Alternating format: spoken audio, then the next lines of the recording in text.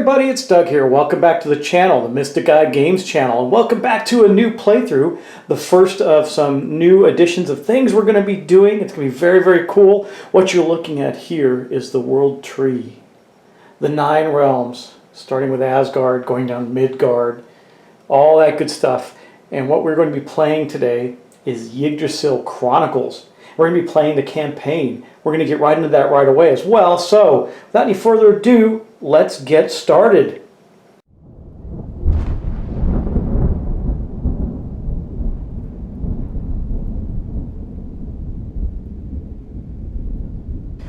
So in a game of Yggdrasil Chronicles, you're going to be playing one of the gods, one of the many gods of Asgard. In this case, I'm going to be playing 3. In a solo game, you normally play 2, and you play with this kind of unusual helper god. I didn't really like that mode that much, so I decided just to play 3 gods. You know, I like to punish myself and make it more difficult. So, anyway, what you're looking at here is the player board for Thor. This is his health right here. He's got a small deck of cards and a dice. He also has a special ability. As you can see, the only thing we're going to be playing with in this scenario is this special ability here, which means that when he gets that symbol, it's worth 2, so he can defend himself better than most people. This section up here is going to be the same on everybody's card. It basically outlines the actions and how they play out. And so, for example, if we're in Alfheim, we can get elves, right, to help us out. They're pretty cool. If I'm up there with Thor and there's an enemy, then I can only collect one of them. An enemy being one of the enemy gods. If I'm up there by myself, just me and myself, I can collect 2. No threat, no help. If I'm up there with another god, I can collect 3. And that's how that works. So there's some synergy there in working together and building a team that can help each other with their synergies. Now, one of the other gods we'll be playing is Tyr. Now, Tyr has, again, you see his health. It's going to be the same amount as Thor, his deck of cards, and his dice. His deck of cards are going to determine not necessarily when we act, we get to choose that, but when the enemy acts. It's an interesting concept. But Tyr's special ability, you can see that with the wolf head there and the nose circle. It says when Tyr activates Fenrir by revealing a second Fenrir card on the wheel of the enemies, we'll look at that in a moment, he carries on with his turn. And normally when Fenrir activates, he stops your turn and you kind of get stuck there. Tyr can still move and act after Fenrir's activation. So that's his special ability. It's not the best special ability in the game. It's okay. And then we also are going to be playing with Freya. Now, here's Freya's board. Again, the part up in the upper right is exactly the same. The only thing we're paying attention to right now is this. And that is, now for her ability, she just has a very simple thing. She can use hero pawns after her saving throws. Now, I don't know why I took all that to say that, all those symbols to say that, but when she makes a roll, she can use her hero pawns in defense after the roll as opposed to committing them during or before the roll, which is a thing.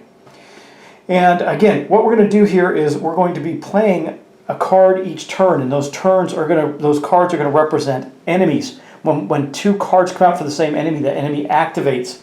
Now, there is an element in the game when you are allowed to basically memorize the order of the cards. Now, obviously, playing 3 characters and filming everything, I'm not going to be able to do that. So I am just going to, when I place the enemy cards on the bottom, I'm going to turn them face up. I know that's kind of cheating, but I think it's easier that way. If I do it face down, I'll just never be able to remember them across the 3 decks that easily, especially because considering I won't do a playthrough all in one sitting. Now, one of the other things that's very, very cool, there's lots of stuff to do on Yggdrasil, on the big giant tree here. And remember, this isn't really a tree. It's a tree that represents all the 9 realms of the mortals and the gods, right? And what's cool about this is this middle section turns. Now, we're not going to turn it right now, but it turns to actually change the configuration of the board. Super cool, right? And this is, again, a really pretty board with all kinds of things to do. Our heroes are starting up here in Asgard. All we're doing is we're playing the Ragnarok campaign. We're going to at least try and play through maybe 1 or 2 of these scenarios, at least the first saga, which starts on page 5 and ends on page 15. And that is called Baldur's Murder. Saga 1, the introduction. Right now, there's a story behind this. I'm going to pause it right here and let you read that story. I'm not going to read it out loud for you, but you can pause it and read it for yourself. And it says, without looking at them, make a reserve with 9 promise tokens, 3 perjuries, and 6 oaths face down on next to Yggdrasil. We've done that. They're right there. And we're good to go. Now, Well, but basically the gist is of it, now that you probably read that, is that I'm going to give you the highlights. Baldur's been murdered, even though the gods went around and sought the protection of all the creatures of Asgard. So now, though, we're going to have to uncover his murder, and it turns out that it looks like Loki may have pretended to be something else and didn't vow to protect Baldur and prevent him from being murdered. So basically, here's what we have to do. In Saga 1, we're going to basically, this is one of the bad guys. I'm trying to remember. Nidhogg, is that Nidhogg? I think it's Nidhogg. He's going to start here. Now this symbol doesn't, this is just a starting point. The symbol doesn't do anything, but as he moves up, we're going to get to closer to the end of our game, or the end of the scenario. So when he gets to here, that's the dead tree, we lose. We have to do what this says to accomplish, which is to place the 9 tokens. Turn the page when you have placed 1 promise token face down on each of the 9 worlds. Do not look at the promise tokens. And it says here, Frigg received solemn promises so that Baldur should not be harmed by fire and water, iron and all the kinds of metal, stone, the earth, trees, disease, the animals, the birds, poison, snakes, etc. And it says, place 1 promise token face down without looking at it. On the world where you are, there can only be 1 promise token. This is an action for us. So we have to do that as an action when we get to that land. Now we can only take 1 action per turn, right, per activation that we have. There's lots of different things we can do. I think this should go pretty well. I have a feeling this first segment is going to be pretty simple. This is the enemy wheel, and like I said, we're going to be placing cards out on this wheel. And this wheel is going to tell us what enemies are activating that turn. Now in the first turn, it'd be very unlikely. We're probably going to get a turn or 2 in before somebody activates, but it's possible that someone could activate the first turn. More likely on the second turn, definitely by the third turn, right? Because it's pretty close. There's only 6 cards in the deck. And we're going to be dealing with one of the enemy activations at that point. But in the meantime, we're going to take actions. And here's one of the biggest problems. One of the best places to go early in the game, up here where we can get the Vanir dice, these dice right here, or the Vanheim. And Loki's already there, so he's already there causing trouble for us. So if we go there right away, we can only collect 1 of those dice per the board that we have. It shows right here I'm on Tyr's card. You can see it right there. It doesn't matter, it's the same on all card 1, 2, and 3. So again, if there's an enemy there, we can only collect 1 of those dice. Those dice are very useful because we can use them to augment our combat. Another thing we might want to do is come down to the Dwarven Forges where we can get artifacts. And these artifacts are super cool.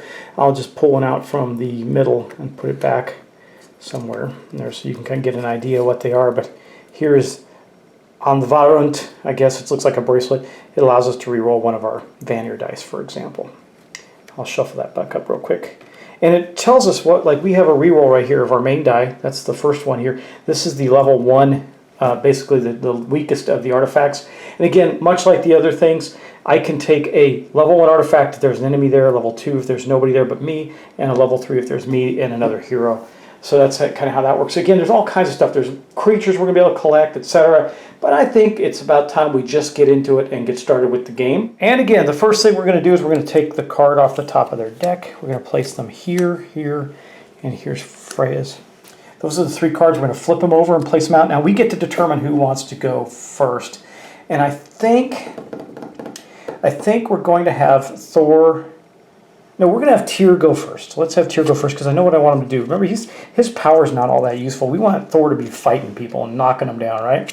Anyway, okay, we're going to have, that is going to be, oh, what's his name? Not Nidhogg, but the other way, Jormungandr, right? Or no, this is Nidhogg. So Nidhogg goes, his card goes right there in the slot, right? And that's all that happens.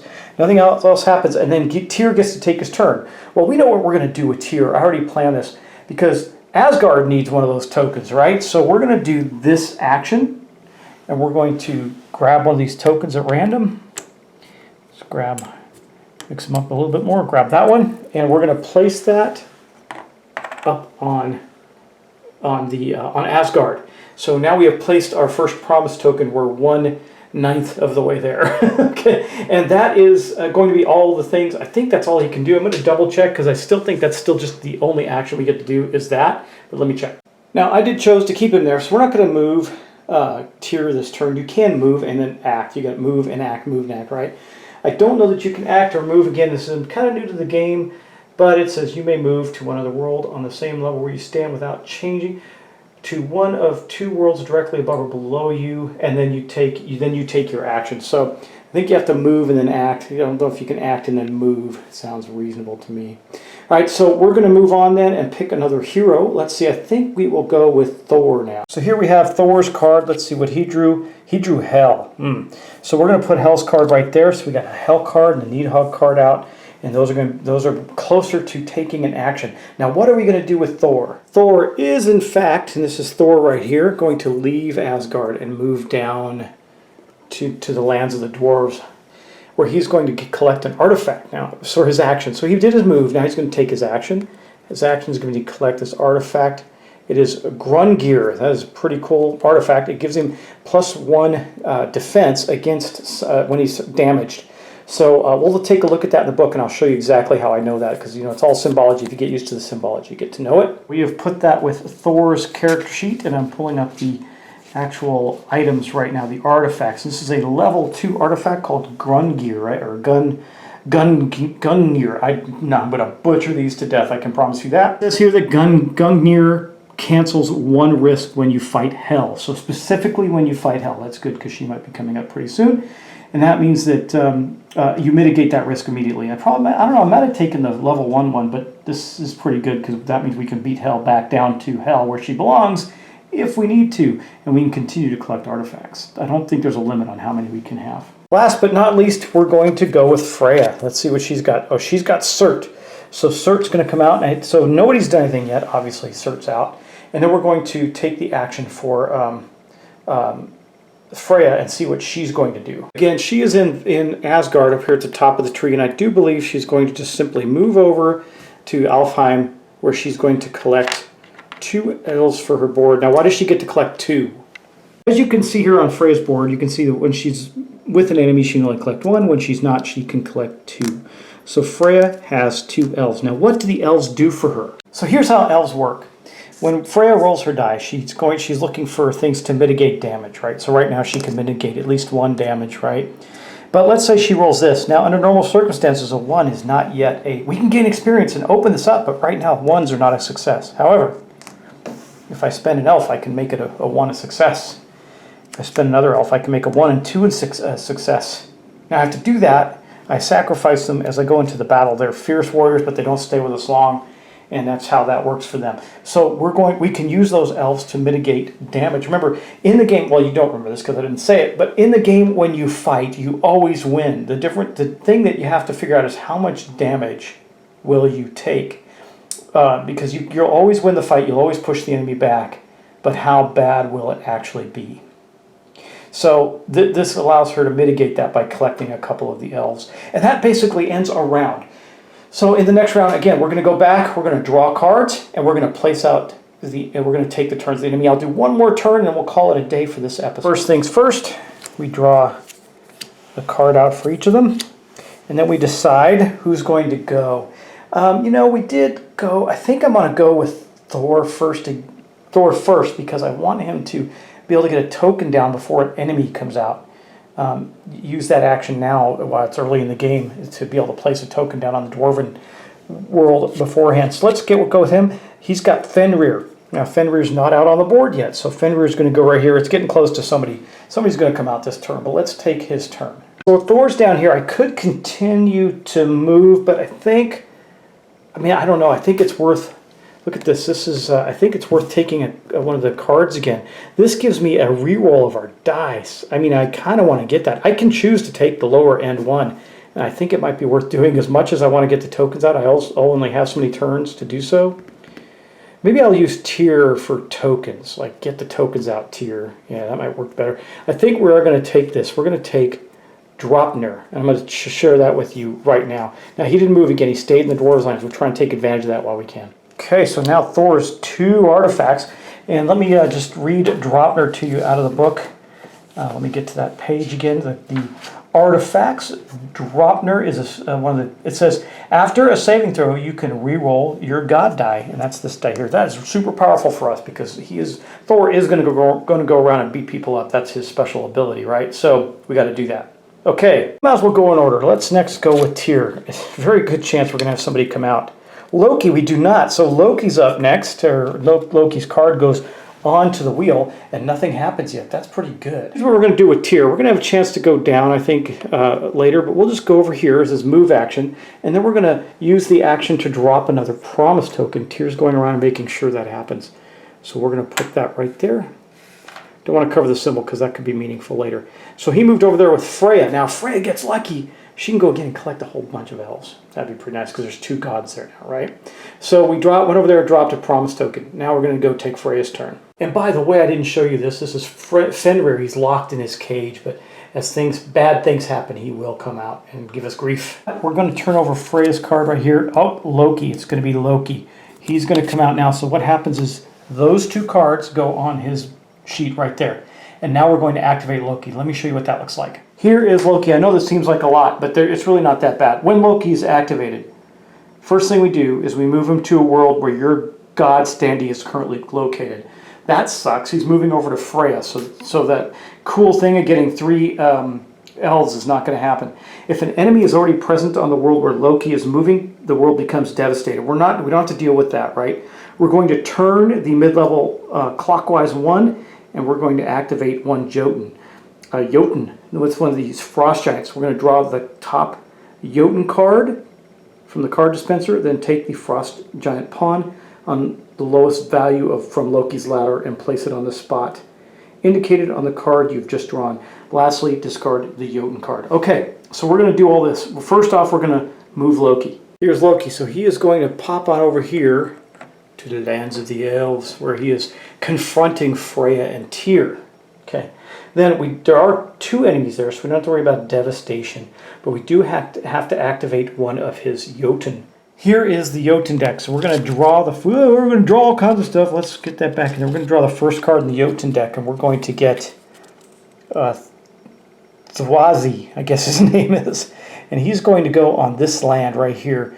Let's see what he does. So that land is going to be Asgard. That's not good. But the other thing that happens is this comes off here and goes on the land where he is located. And now he has to be defeated. That also puts Loki's strength up, because when those come off, Loki gets tougher.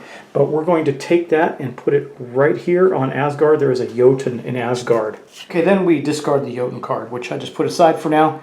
Now, if there were no Jotun pawns left on that stack that I took them from, we would lose the game immediately.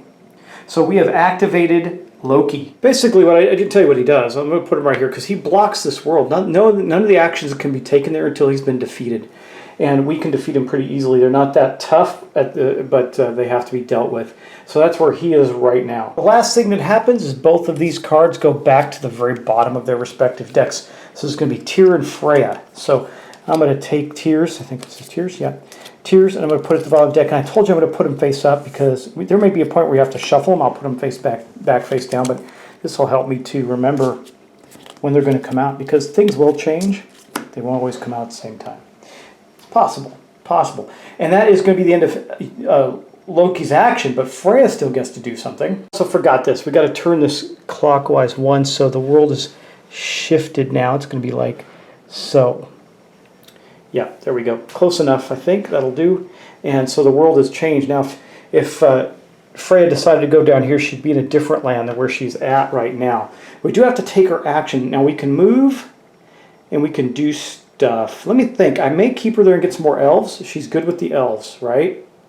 And remember, she can commit to them afterwards. I think since there is two heroes here and 1 villain, I can still take 2 elves. I think that's worth it for us. We're going to take 2 more elves. So Freya's building up her elven army. Let's put them here on the side. She's got 4 elves to help her in her battles. She's going to be pretty tough, guys. Pretty tough. Okay, that's the end of this episode. I hope you enjoyed it. I think that this is a great start for us. We're off to a good clip. We got 2 of the tokens out. We got to get more out. We'll get them out. And nothing has happened to move Needhog yet. So we're okay there. I'm kind of tracking that because when Needhog's other card comes out, he's going to move and do some other stuff. But that's what he's going to do mainly, is limit our time, right? The world serpent. So anyway, that's what's going to happen. Now there's all these other tracks. You're going to get to see what happens with those as we go. It's pretty darn cool, guys. It really is. What does Hel do when she gets her tokens on this track? And what happens over here with Surt and the fire giants, right? There's all kinds of enemies and things that we have to deal with. But that is the end of our first episode, so thanks so much. I appreciate your time. Please like, share, and subscribe. It really helps out the channel, and I will talk to you in the next episode. So take care. Have a great evening.